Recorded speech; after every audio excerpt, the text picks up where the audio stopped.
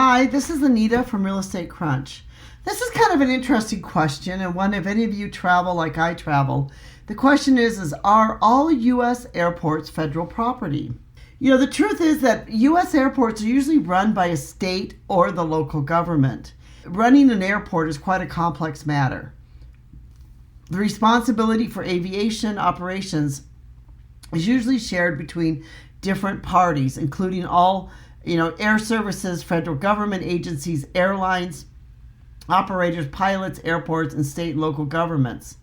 Some airports may join federal government agencies in running operations of the airport. It depends upon the airport, and it depends on the agreement between the state and the local authorities.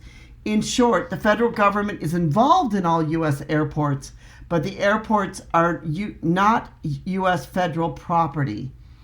Most U.S. commercial airports are owned and operated by the public entities, including local, regional, or state authorities.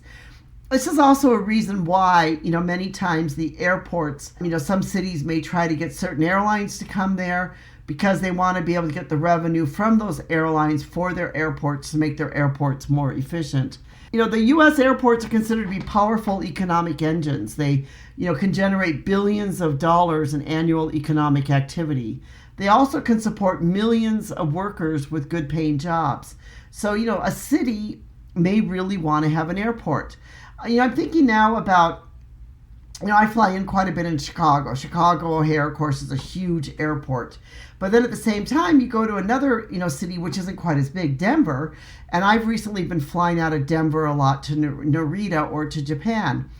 And then you think about it, another airport that I know, which is not in such a big city either, is Salt Lake City, where Salt Lake City has recently invested to really expand their airport.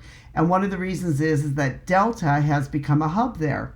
That's because an airport is considered to be an economic engine for the area. It also be able to help people to be able to get in and out. It can help to drive economic growth in many different ways. So U.S. airports are really to be self-sustaining. So the next time you go into an airport and pay an exorbitant price for like a bottle of water, remember that your airport is supposed to be self-sustaining. In other words, they depend upon the rent and other services within the airport itself to become self-sufficient and not rely on federal or additional dollars. So you can imagine how much many of these airports hurt during the time of COVID when people were not traveling. And that's also why maybe you haven't seen like airline tickets go down so much after COVID, or you haven't seen the airlines reduce the tickets that much because again, many people, including the airports themselves, are trying to make up dollars they lost during the time when nobody was actually traveling, because the airports need to be self-sustaining. That is why, too, when you purchase a ticket, you will see that there will be something added for an airport charge. So no matter where I fly in the world, there's usually some type of, like even in Japan, there's a passenger service charge there when I go through there. But there can be a September 11th security charge. There can be a U.S. passenger facility charge. There can be all these different charges that sort of add up to the cost of your ticket because the airports, even for things for the customs and other things that you might need. So each time you fly in and out of an airport, it's important to remember that these airports need to be self-sustaining. They're usually owned by state or local government. There are a few of them which might be individually owned, but most of them are owned by the state or local government, but they are very much tied in to the federal government. So it's kind of, in a way, sort of this joint ownership between both of them. And that will be why some cities might opt and say, look, we want to expand the airport, and others may say, we don't want to expand this airport because it may cost us too much in tax-paying dollars. The U.S. military, which is part of the federal government, will own the military airports. And some small airports, that might be considered private airports, can be owned by a single owner or an association.